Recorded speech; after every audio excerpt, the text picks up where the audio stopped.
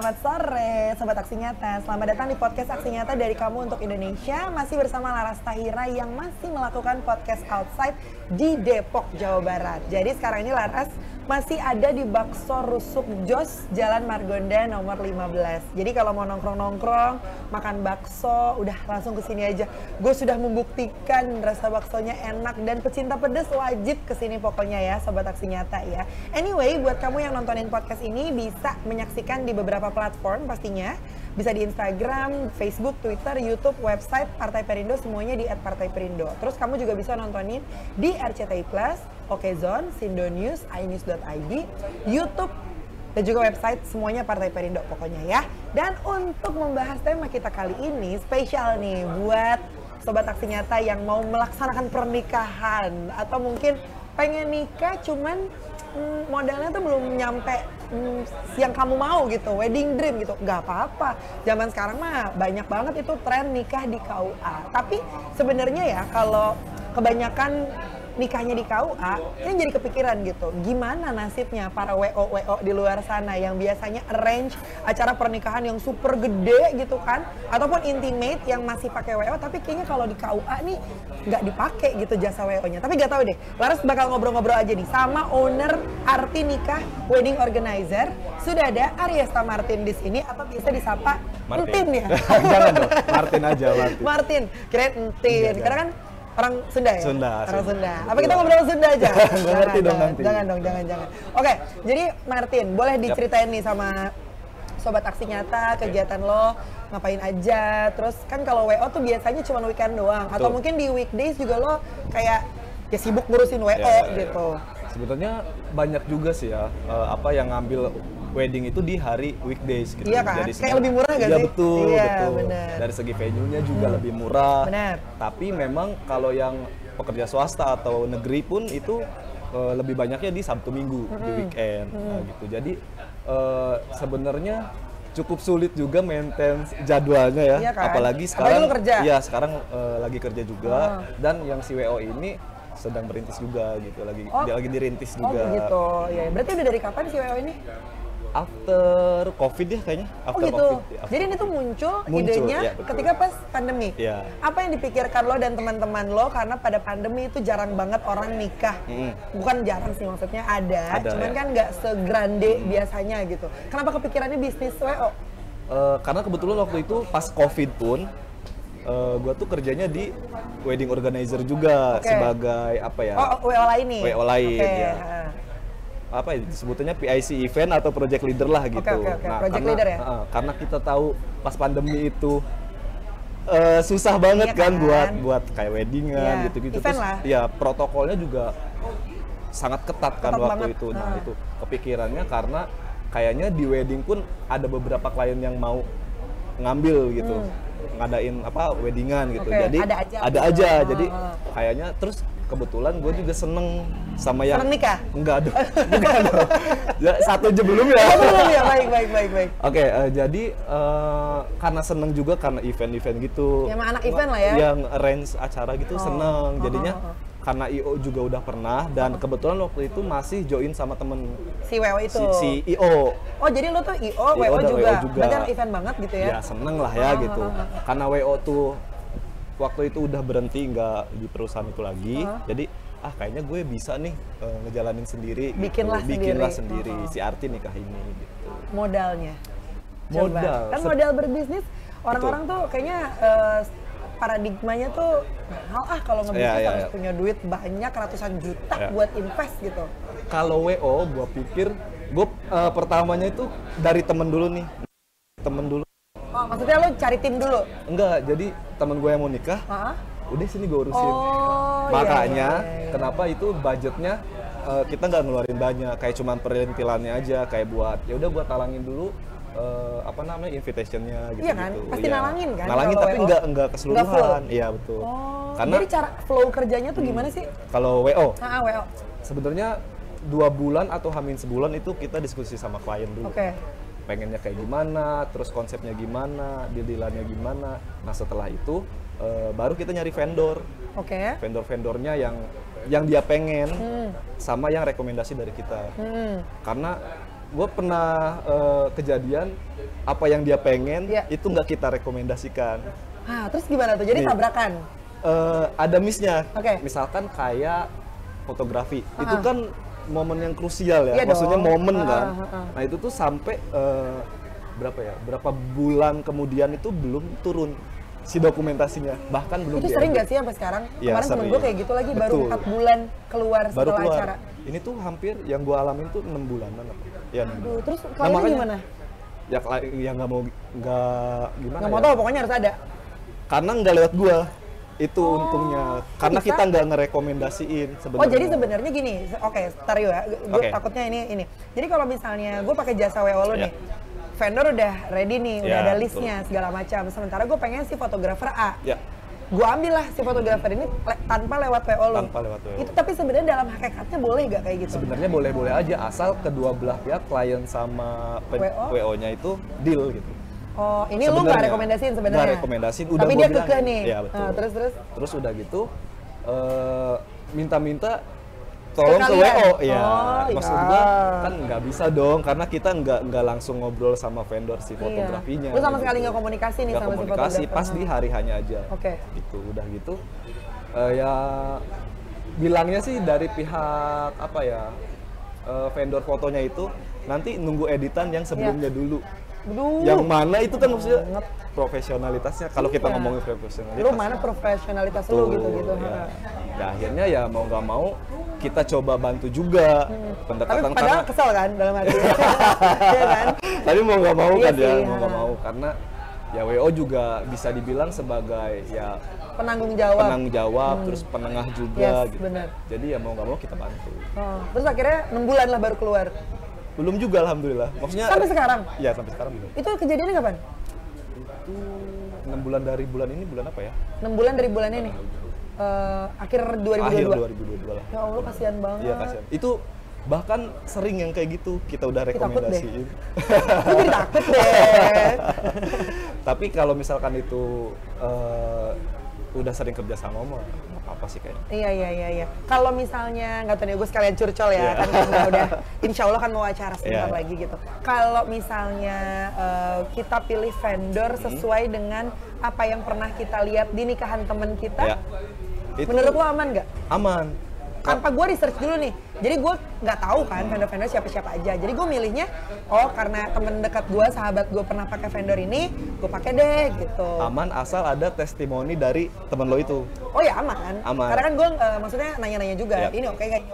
Oke kok, ya udah gue pakai deh gitu tanpa kayak contohnya catering, gue bahkan nggak tes food. Nggak tes food karena gue udah nyobain nih nikahan temen gue itu. Tapi gitu. Enak gitu ya? Enak, masuk. Enak. Makanya gue pilih. Kalau kata gue nggak masalah sih ya, karena udah ada testimoni gitu. Oke, dan gue udah nyobain sendiri. Yang masalahnya itu kita udah pernah kerja sama bareng dan hasilnya kurang oke, kita tetap pakai. Nah itu yang itu. Alasannya kenapa ya tetap pakai ya? Balik lagi sih ke budget. Oh baik. Budget sama. Oh ini temen gue. Oh ini nggak enak, faktor nggak enak. Iya.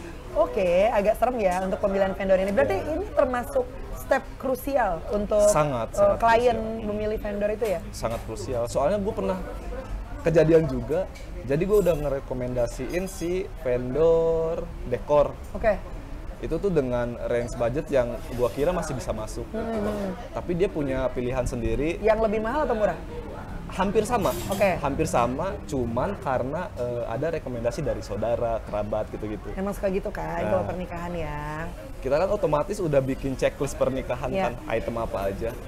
Nah, gua tuh sampai miss janur karena ada peralihan dari yang tadinya vendor ini fix, Hamin berapa dirubah jadi vendor dekor yang ini. Nah, itu krusialnya juga di situ. Emang harus kita lebih cross check lagi. Nah, akhirnya untungnya pas paginya itu ada yang ngingetin dari pihak keluarga. Oh, ada yang Terus akhirnya ya udah kita cari, alhamdulillah dapat. Iya. Berarti kalau bekerja dalam sebuah tim, apalagi WO, ini kan problem solving harus jadi garda terdepan. Betul. Ya. Sejauh ini untuk ngehandle masalah-masalah belum apa-apa udah beberapa tadi masalah gitu ya WO, apalagi lo baru berintis juga. Tapi masalah juga terus berdatangan gitu. Gimana lo menghadapi si masalah perintilan-perintilan itu dan berhubungannya dengan klien yang akan melakukan prosesi pernikahan sekali seumur hidup? Ada contoh kasus lagi, kita ambil sambil contoh kasus saja. Waktu itu di Prasmanan. Prasmanan itu ada yang juicer itu. Itu di checklist kita udah dibilang sama vendor. Pas hari H kita checklist ulang, itu nggak ada. Terus kan gue coba komunikasi kan, Mbak ini gimana juicernya belum datang? Oh iya lupa. Oh sesimpel lupa Sesimpel lupa. Terus ya gue kan nggak mau tahu gimana caranya harus ada. Pokoknya gimana caranya harus ada Mbak, entah itu mau dikirim langsung sendiri sama Mbak ataupun transportasi online lah gitu ya. Akhirnya ya udah deh nanti saya kirim. Maksudnya sesimpel itu juga cukup krusial ya karena juicer kita udah ada siapa airnya dan jus dan lain-lain, tapi tempatnya nggak ada kan itu repot. Ya gimana caranya mau digerus sendiri nggak mungkin dong ya kan. Tapi akhirnya datang. Akhirnya datang. Tapi kan sebenarnya nggak boleh kayak gitu ya. Harus sudah ready semua nggak sih? Makanya itu pemilihan vendor tuh cukup krusial juga.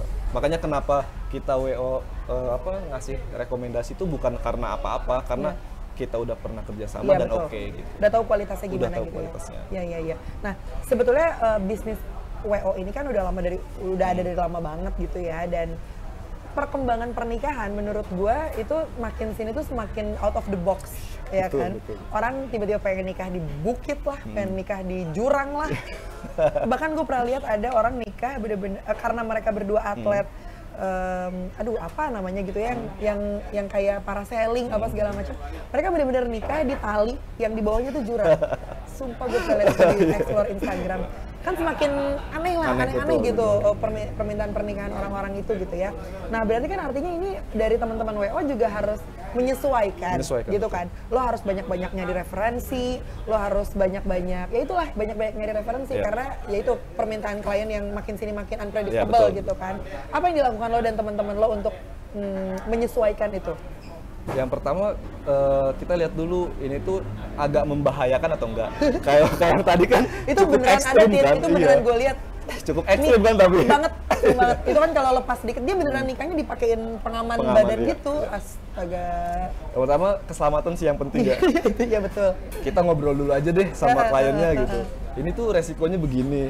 Kamu kalau misalkan ada apa-apa mau nanggung resikonya enggak. Kalau misalkan kedua belah pihak deal ya udah mau nggak mau gitu kan, itu hajat mereka juga.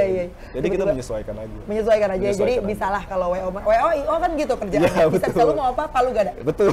Apa lu mau gua ada gitu ya. Tapi tetap mentingin keselamatan lah ini. Keselamatan. Ya berdoa aja semoga abis itu dapat klien penyelam. Di bawah air ya. Di bawah laut. Dia pengen nikah di Palung Mariana gitu. Jadi semua WO juga harus ikut menyelam. Nah itu ya agak PR gitu ya. Agak repot. Nah sejak pandemi muncul, akhirnya banyak pasangan-pasangan yang memutuskan untuk kita nikah KUA aja deh. Betul. Udah deh. Dan tren ini sebetulnya menjadi tren anak muda loh, karena maksudnya ya pertama ya emang kalau nikah kan ya pasti anak muda ya gitu, itu satu. Yang kedua akhirnya menjadi tren yang culture gitu, yang kayak ya kenapa nikah di KUA, it's okay nggak apa-apa kok gitu, abis dari KUA lo bikin aja pesta kecil-kecilan di halaman rumah, undang teman-teman terdekat gitu. Nah kalau kayak gini ceritanya, sebetulnya ada ruginya nggak sih buat teman-teman WO yang biasa ngadain acara di gedung, di hotel, di lapangan besar gitu? Kalau dilihat dari psikologi anak zaman sekarang Gen Z mungkin ya, itu kayaknya agak tidak mungkin hanya melaksanakan di KUA kayaknya ya. Setelah beberapa untuk testing. Yang press budget iya mungkin. Kalau yang uangnya disupport banyak ya mungkin akan tetap melakukan besar-besaran gitu ya. Nah, kalaupun misalkan yang tadi lu bilang cuma di KUA, tapi kadang orang tua tuh pengen ada hajatan di rumah, kecil-kecilan. Jadi tetap ada syukuran. Tetap ada syukuran. Nah sebenarnya WO pun bisa kayak cuma nyediain tenda konvensional kayak gitu-gitu, nggak masalah juga. Yang simple. Walaupun nggak keseluruhan kayak vendor ini kita kasih gitu. Tapi kadang kan ada orang yang nggak tahu di mana vendor tenda konvensional yang kayak hajatan-hajatan di rumah gitu. Nah itu sebenarnya WO masih bisa juga. Cuman kalau misalkan ditanya berdampak mengurangi enggak ya pasti gitu. Pasti karena kalau di KUA kan kita nggak bisa berbuat banyak ya. Iya. Paling ya kalau misalkan cuma mau bawa seserahan, nah WO bisa ngebantu buat bikin seserahannya gitu-gitu. Yang simpel-simpelnya bisa. Karena pada dasarnya memang WO ini job desk-nya adalah arrange acara gitu ya. Jadi kalau buat keluarga yang memang masih belum terbiasa untuk arrange acara ya nggak ada salahnya juga buat hire WO gitu kan. Tapi gimana caranya WO ini bertahan di keadaan seperti itu? Kalau misalnya ternyata trennya akan terus seperti itu ke depan, apa yang dilakukan oleh WO dan gimana cara WO ini survive dengan pekerjaannya? Dan menurut lo ini pekerjaan menjanjikan nggak? Sebenarnya kalau wedding organizer sangat menjanjikan karena permintaan pernikahan itu lumayan banyak dengan menggunakan jasa WO. Setiap minggu selalu ada pernikahan nggak sih? Ya. Cuman sekarang yang gini deh, sekarang yang di daerah pun udah mulai banyak nih. Pakai WO? Bukan pakai WO-nya, wedding organizer-nya juga udah banyak bahkan. Oh iya. Gitu. Malah gue pikir orang-orang yang nikah di daerah itu nggak pakai WO. Tetap pakai WO. Bahkan kalau nikahannya di rumah dengan kayak yang gue bilang tadi tenda konvensional, cuman sederhana, itu tetap pakai WO. Gue pikir tuh itu timnya dari keluarga besar, enggak ya? Ternyata tetap pakai WO ya? Tetap pakai WO. Itu di daerah udah mulai kayak gitu. Jadi kayak bahkan mereka udah bikin WO sendiri. Iya, bahkan banyak banget di daerah itu yang bikin WO sendiri, yang punya WO sendiri. Nah, gue pikir WO ini masih bisa survive lah ya dengan adanya klien. Kita kategoriin klien A, B, C. Mungkin kalau C udah nggak pakai WO, mungkin B pakai WO. Dan kemungkinan yang klien A ini pasti pakai jasa WO karena pernikahannya pestanya mewah atau dan sebagainya. Gitu. Oke, jadi memang kalau ngomongin target market tuh masih banyak banget yang masih membutuhkan WO ini gitu ya. Nah, untuk menentukan pasar di industri WO ini, caranya tuh gimana sih? Kalau gua pribadi yang di Artin Nikah ini, kita nentuin pasarnya berdasarkan lingkungan gua dulu nih. Lingkungan gua di kategori apa, A, B atau C. Kalau misalkan ambillah gua B, C. Jadi gua fokus di situ dulu tuh buat ngejar pasarnya. Kalau misalkan fotonya udah cukup, baru deh kita level up ya. Oh gitu caranya. Karena di enggak pun kita pasti bakal klien pertama itu temen dulu atau orang-orang pasti ya, kenal dulu. Pasti. Setelah foto mungkin bisa sosmednya diaktifin dan lain-lain, website dan lain-lain, itu baru bisa narik. Lebih berkembang lah. Iya, betul. Oh gitu caranya. Jadi memang intinya ya benar-benar dari bawah juga dari bawah juga. Dari bawah, ngumpulin foto. Nanti semakin dikenal, semakin banyak klien, ya semakin upgrade juga kliennya gitu kan ya. Nah terakhir deh, Tin, buat milenial dan juga Gen Z. Kan tadi lo bilang WO ini adalah bisnis yang menjanjikan juga. Dan sebetulnya nggak terlalu harus punya modal yang gede banget gitu ya. Lo joinan aja sama temen terdekat, terus bikin strategi bisnis, terus ya gimana lah caranya supaya lo tuh bisa membuat si WO-nya ini bisa terlihat apa ya, berkarakter lah, punya karakternya gitu. Jadi orang tuh kalau udah tahu kalau pengen kayak gini, oh carinya WO ini gitu, ya kan. Nah step by stepnya deh, lo bocorin sedikit aja buat sobat aksi kita, silakan. Sebenarnya gimana ya, kalau untuk wedding organizer sebenarnya gua tuh yang gua alamin itu si wedding organizer yang pertama kali itu yang gua pikir sangat menjanjikan itu kenapa, karena di sekeliling kita itu kayak teman-teman dan lain-lain itu pertama sangat butuh jasa wedding organizer dengan perkembangan zaman yang sekarang. Nah terus cara menentukan apa sih tadi? Kliennya atau konsep? Tadi inti yang ditanyakan apa? Caranya gimana? Maksudnya step-stepnya apa? Step by stepnya ya? Iya. Step by stepnya yang pertama, pilih klien yang terdekat. Pengalaman gua dengan no budget, bisa dibilang no budget lah. Karena bisa dibilang no budget. Karena yang pertama, gua tuh rajin ke teman-teman gue yang mau kedengeran mau nikah. Oh, speak-speaknya. Speak. Kalau nggak rajin ke gue, yang ngarahin ke gue tuh sama sekali gue nggak ada mendengar tawaran-tawaran itu. Kan jauh ya. Jauh. Beda kota ya, beda kota. Ya. Yang pertama, gue tuh rajin nawarin ke teman-teman gue. Lu mau nikah pakai WO gue mau nggak? Karena itu kita bener-bener dari nol banget kan. Nah, dengan di situ kita nawarin, terus gimana dirilan budgetnya? ya udah kita ngikutin budget lu. Jadi kita nggak bikin price list nih. Oh, jadi ngikutin budget. Iya. Ngikutin budget klien. Gimana caranya kita punya porto dulu deh gitu aja. Betul. Gitu. Nah, udah dealing budget dan lain-lain, terus bikin cash flow si kliennya. Udah gitu, ya udah, lu cukup bayar tim gua aja. Oke. Gua nggak usah. Oh. Gua segimana dikasihnya untuk pertama kan. Iya. Karena kita belum test ngasih, drive lah. ya test drive, belum ngasih prices dan lain-lain. Soalnya kalau kita misalkan belum ada foto dan udah ngasih price list kan, ya lo siapa? Iya, ya, bener. Terus yang intinya sih, kalau mau mulai WO itu coba dulu aja deh. Karena gua aja dengan nawarin ke teman-teman ada aja. Iya, soalnya gua tuh pertama gue bisa nggak ya bikin WO, gue nggak punya modal nih buat bikin WO gitu.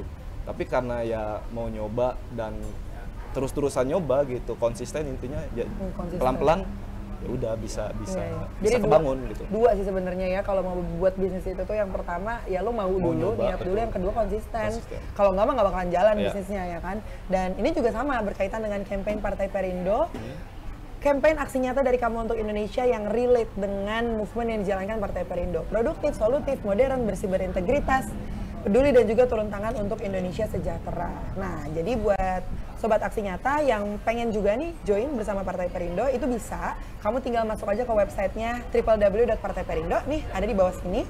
Dan kamu juga bisa download aplikasi Partai Perindo dengan cara scan barcode yang tersedia di layar kaca kamu. Ya, sekali lagi terima kasih ya Martin udah ngobrol-ngobrol sama gue dan memberikan insight buat sobat aksi nyata yang mungkin mau nikah ataupun mau membuat usaha wedding organizer seperti Martin. Dan terima kasih juga untuk Partai Perindo yang selalu bergerak dengan aksi nyata. Semoga Partai Perindo semakin sukses dan juga maju terus untuk Indonesia sejahtera. Salam aksi nyata dari kamu untuk Indonesia. Laras Tahira pamit dulu. Kita ketemu di episode selanjutnya. Dadah. Marilah seluruh rakyat Indonesia, arahkan pandanganmu ke depan. Raihlah mimpimu bagi nusa bangsa, satukan tekad untuk masa depan. Pantang menyerah, itulah pedomanmu. Hentaskan kemiskinan cita-citamu, rintangan tak menggentarkan dirimu. Indonesia maju, sejahtera tujuanmu, nyalakan api semangat perjuangan.